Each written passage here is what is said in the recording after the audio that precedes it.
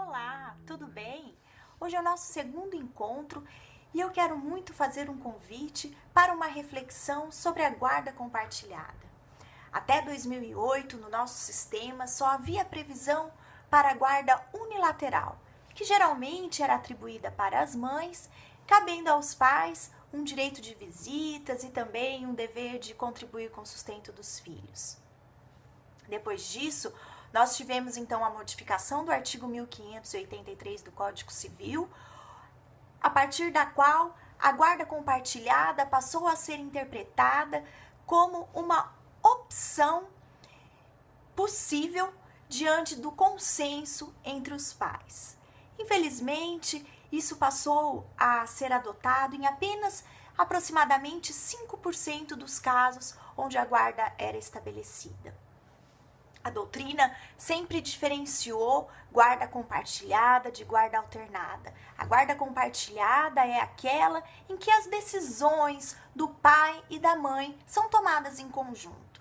Diferentemente, é a guarda alternada, que é aquela onde a criança fica, por exemplo, 15 dias com o pai, e nesse período a guarda é exclusivamente do pai, e nos outros 15 dias a criança fica com a mãe, e nesse período a guarda é exclusivamente da mãe.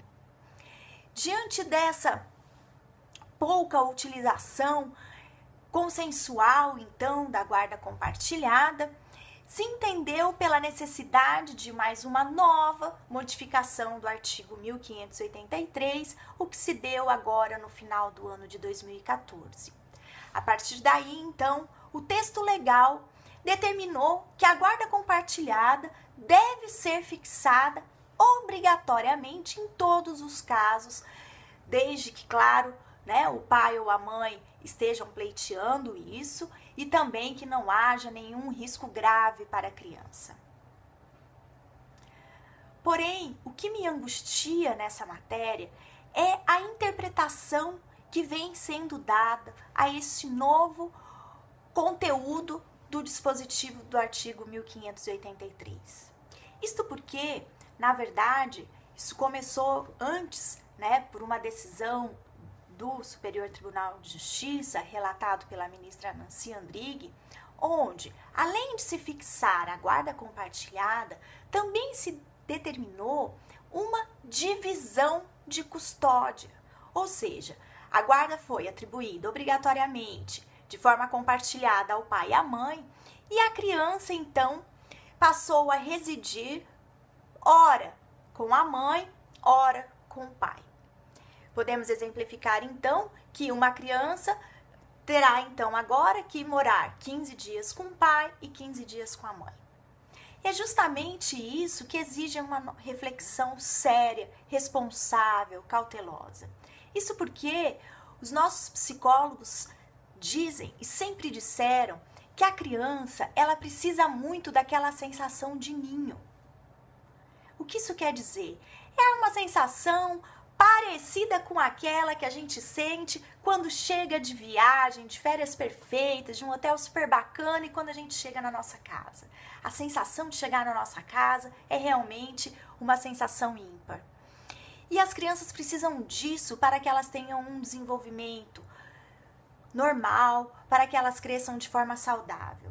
A partir do momento que essa criança passa a ter duas casas, ela deixa de ter esse sentimento. As crianças podem se tornar agressivas, as crianças podem se tornar inseguras, as crianças podem se tornar instáveis. É inquestionável a necessidade da criança conviver tanto com o pai como com a mãe.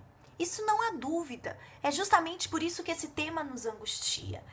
Mas nós temos percebido que esse novo formato criado, na verdade, onde se divide a residência da criança, muitas vezes ele é adotado sem essa reflexão responsável.